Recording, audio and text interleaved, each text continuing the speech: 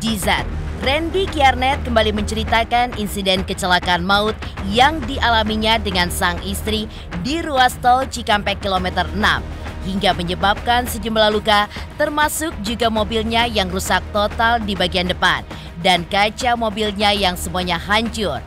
Randy hanya mengalami luka terparah di bagian tangan kanannya yang semua kulitnya terkelupas dan beberapa bagian lainnya yang masih terasa sakit pasca insiden tersebut. Lantas, apa kata pakar transportasi terkait alasan yang memungkinkan Randy mengalami insiden tersebut? Benarkah ada sebuah mukjizat yang terjadi di mana keduanya yang sedang mengusahakan perdamaian? Sementara itu, entah berdampak atau tidak dalam insiden ini. Dalam pantauan tim intens investigasi di akun media sosial Lady, kini sudah tampil beberapa highlights atau sorotan yang menampilkan foto-foto kebersamaan mereka yang sepertinya dahulu sempat disembunyikan oleh Lady. Sebelum insiden kecelakaan, Randy bahkan menyebutkan sempat menghabiskan waktu sampai jam 3 pagi sebelum akhirnya mengantarkan sang istri dan mengalami insiden tersebut. Lantas benarkah ini menjadi sebuah langkah awal untuk memperbaiki hubungan mereka? Lalu, apa kata psikolog terkait seorang wanita yang sudah mulai menampilkan foto kebersamaannya kembali? Benarkah ada secercah harapan bagi Randy dan Lady untuk rujuk?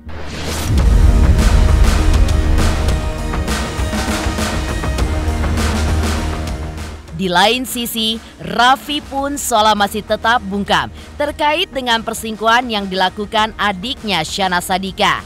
Benarkah Raffi menganggap jika hal ini telah selesai setelah Syahnaz dan JJ mengakuinya?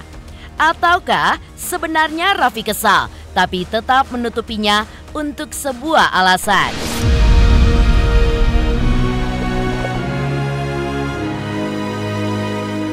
Pemirsa, bersama Intens Investigasi, kami hadirkan kabar terkini, terpercaya, dan teraktual.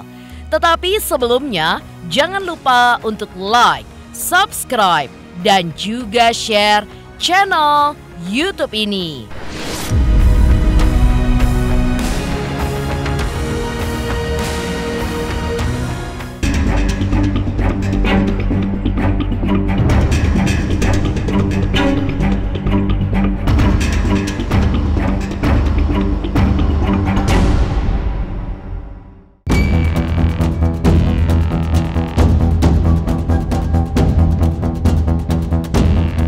Pemirsa Intens Investigasi, seperti diketahui sebelumnya, kecelakaan maut yang dialami Randy Kiernet dengan sang istri Lady Nayawan menjadi kabar menghebohkan yang terjadi di akhir Juli 2023 kemarin.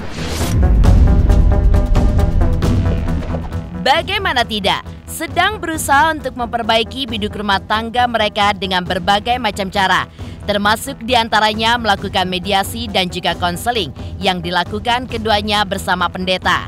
Usaha yang dilakukan keduanya pun harus mendapat pil pahit saat Randy dan Lady mengalami kecelakaan yang terjadi di ruas tol Cikampek kilometer 6, Karawang, Jawa Barat.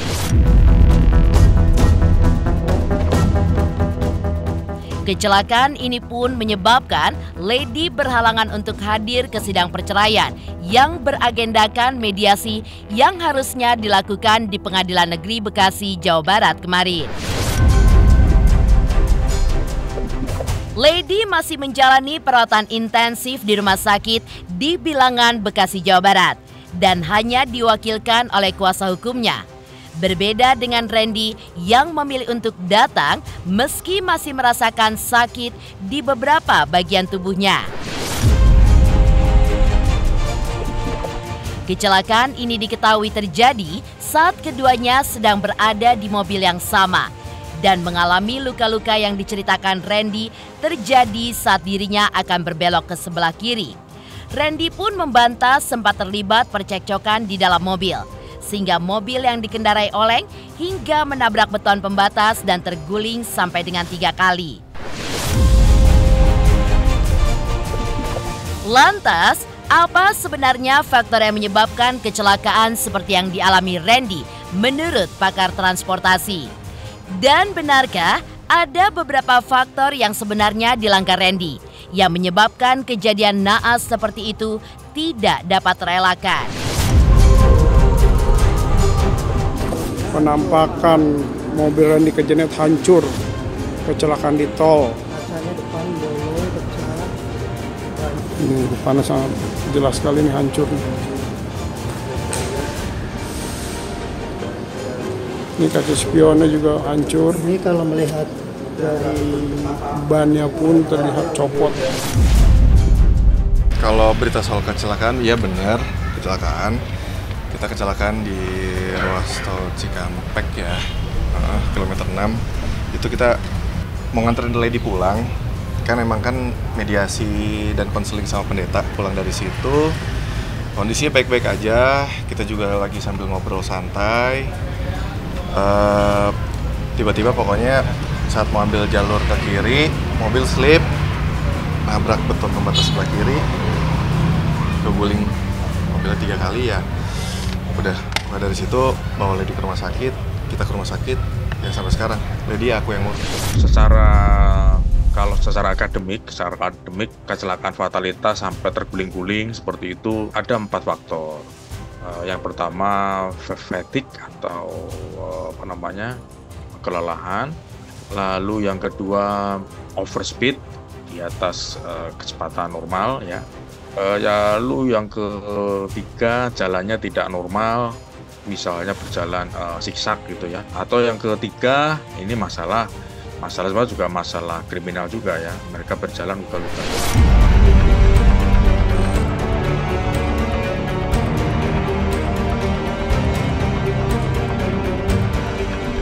Ya, dari beberapa faktor yang disebutkan oleh pakar transportasi, Randy memang membantah mengalami beberapa poin tersebut. Namun, dari pantauan tim intens investigasi, di tempat mobil berjenis penumpang yang dinaiki Randy dan Lady diamankan saat ini, terlihat benar kerusakan parah mulai dari kondisi kap mesin bagian depannya yang hancur total, bemper hancur total, ban kanan yang akan lepas dari unitnya, dan kaca depan yang hampir semua sisinya pecah. Sepertinya dapat dipastikan Randy memajukan mobilnya tersebut dalam keadaan kencang. Benarkah jika hal ini yang juga dilihat oleh pakar transportasi? Ataukah ada hal lain yang menyebabkan sebuah mobil bisa berguling sampai dengan 3 kali seperti yang dialami Randy dan juga Lady dalam insiden kecelakaan yang dialami oleh mereka?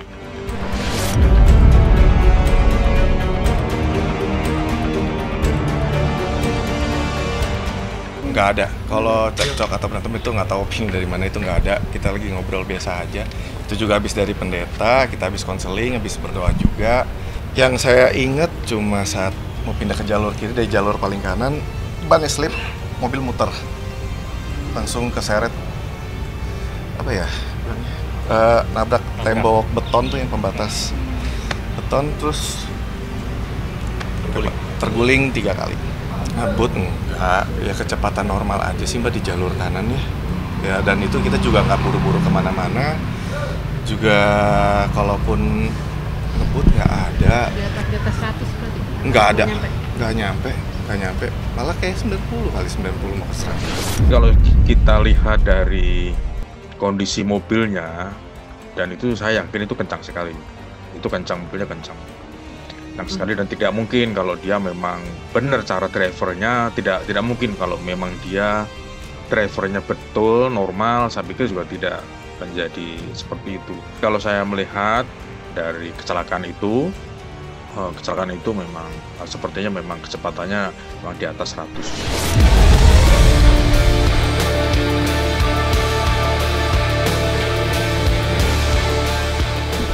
Ya, jika sesuai dengan pernyataan Randy, mobilnya yang menabrak pembatas jalan dan berguling sebanyak 3 kali, bahkan menyebabkan mobilnya berasap dan pintunya tidak bisa dibuka. Dapat dipastikan kecelakaan yang dialami Randy pun cukup fatal. Apalagi dengan kondisi yang dialami Randy maupun Lady yang menderita luka cukup parah di beberapa bagian tubuhnya.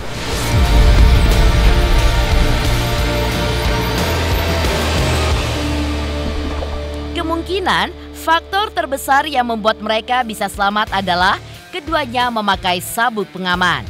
Benarkah hal itu pula yang ditangkap oleh pakar transportasi? Parah. Karena 3 kali Mbak nabrak beton dulu. Untungnya pas saya sadar itu airbag udah di muka, ya saya dengar suara dia aja. Saya coba buka pintu nggak bisa, mobil kerasep. Ada orang yang manggil, yang nolongin saya, yang bawa ke rumah sakit. Pintu mobilnya Lady buka, lompatin Lady. Pas mau turunin Lady kan, kakinya Lady kan karena nahan sakit ya. Udah saya gini masuk ke belakang, bawa ke rumah sakit. Kalau hanya berguling-guling, saya pikir masih bisa selamat ya, berguling. Kecuali kalau dia menabraknya frontal, gitu ya, menabrak frontal, ada dinding atau pagar pembatas yang dia tabrak, terus mobil berhenti. Nah, itu kemungkinan bisa terjadi fatalitas. Biasanya kalau airbag bisa lah untuk menolong keselamatan. Tapi kalau misal kecepatannya di atas 120, terus dia tidak menggunakan seat belt, nah, mungkin dia bisa juga bisa selamat.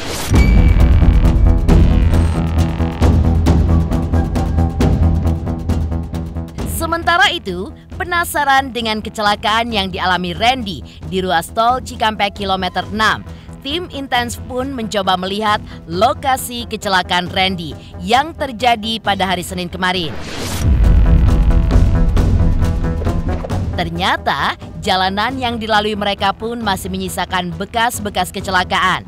Seperti diantaranya, masih ada serpian bekas mobil Randy. Jalanan seperti tapak ban yang menandakan adanya sebuah kejadian kecelakaan. Dan terlihat pula pembatas jalan yang sangat besar. Bahkan bisa saja membuat mobil Randy dalam kondisinya cukup ringsek seperti sekarang. Meski begitu, dari lokasi didapati jalan yang cukup luas, yang agaknya jauh dari kata seram jika dilewati sebuah mobil. Dan kemungkinan juga aman untuk berbelok kiri seperti yang diungkapkan oleh Randy. Lantas, benarkah ada beberapa faktor yang sebenarnya dilanggar oleh Randy yang membuat mobilnya pun menabrak beton pembatas jalan dan terpelanting sampai 3 kali?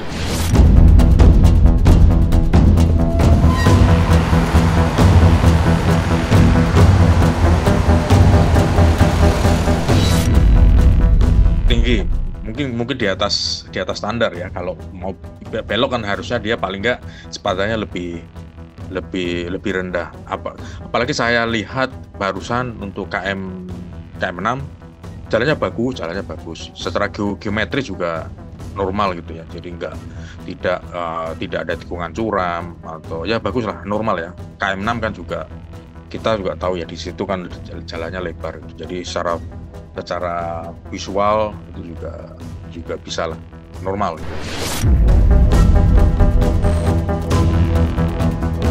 Sementara itu, entah berdampak atau tidak di dalam insiden ini, dalam pantauan tim intens investigasi di akun media sosial Lady, kini sudah tampil beberapa sorotan yang menampilkan foto-foto kebersamaan mereka. Lantas benarkah ini menjadi sebuah langkah awal mereka untuk memperbaiki hubungan? Pemirsa Intens Investigasi, jangan lupa untuk like, subscribe, dan juga share channel YouTube ini.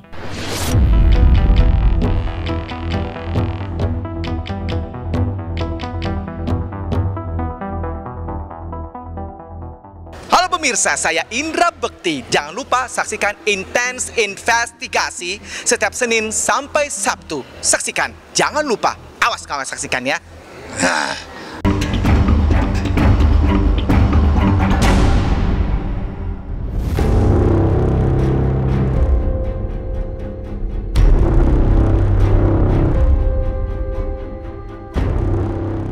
Sementara itu, entah berdampak atau tidak dalam insiden ini, dalam pantauan tim intens investigasi di akun media sosial Lady, kini sudah tampil beberapa highlights atau sorotan yang menampilkan foto-foto kebersamaan mereka yang sepertinya dahulu sempat disembunyikan oleh Lady.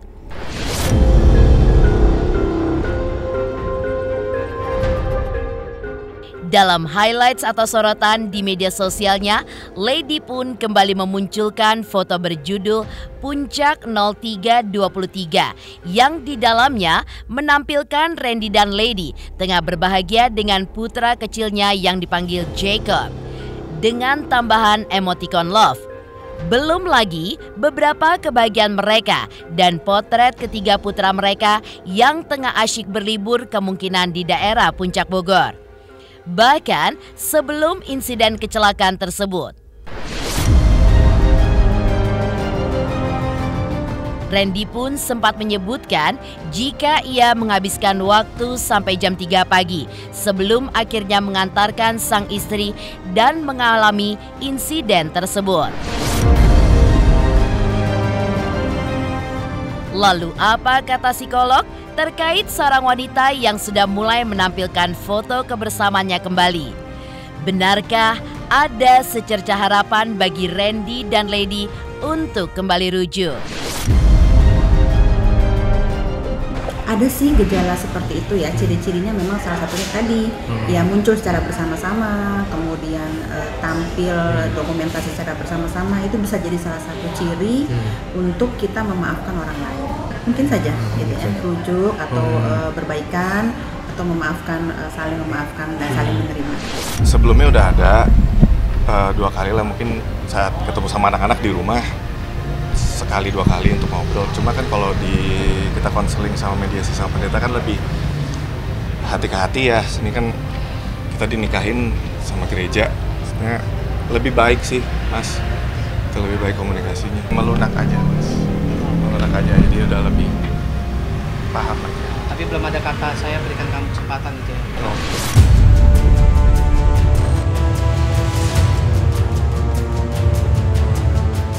Ya, adanya insiden ini memang seolah membuat hubungannya dengan sang istri Lady Nayoan membaik.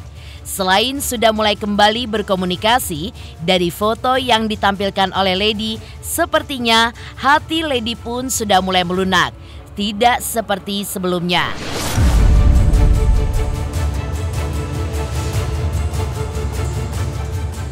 Lantas benarkah jika hal ini yang dilihat oleh psikolog?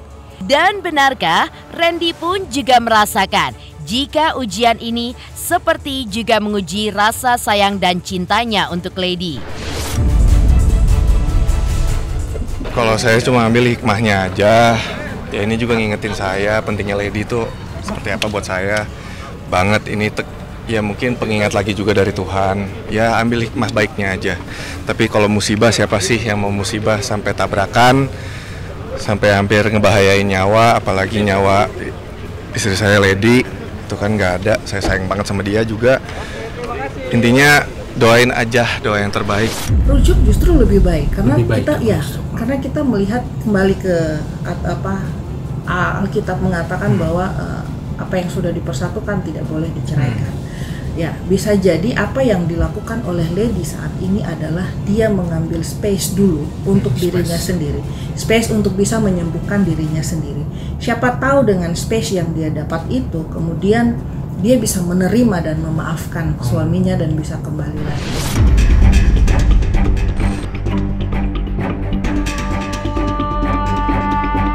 Di lain sisi, Raffi Ahmad seolah masih tetap bungkam terkait perselingkuhan yang dilakukan adiknya Shana Sadika. Apakah yang membuat Raffi berbuat demikian? Pemirsa Intens Investigasi, jangan lupa untuk like, subscribe, dan juga share channel YouTube ini.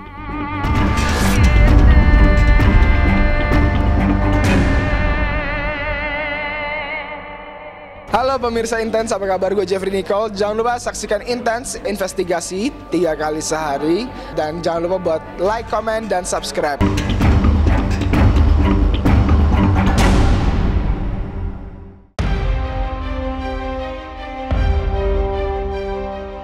Di lain sisi, Raffi Ahmad pun masih tetap bungkam. Di saat Randy dan Lady masih berusaha memperjuangkan rumah tangga mereka yang rencananya akan kembali ditentukan melalui persidangan dengan agenda tanggapan proposal perdamaian yang sudah dilayangkan oleh pihak Randy. Lantas benarkah Raffi menganggap jika hal ini telah selesai setelah Shahnaz dan JJ mengakuinya? Atau sebenarnya Raffi pun kesal tapi tetap menutupinya untuk sebuah alasan?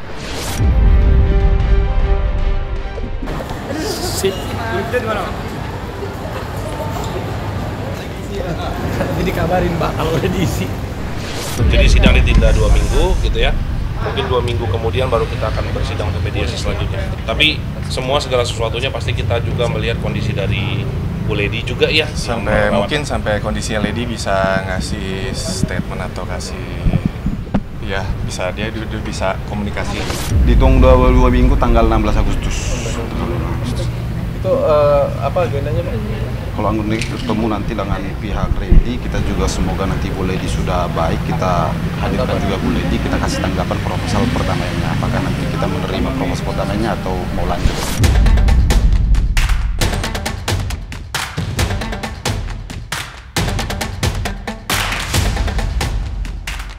Demikian pemirsa, kabar terkini, terpercaya, dan teraktual yang kami hadirkan hari ini.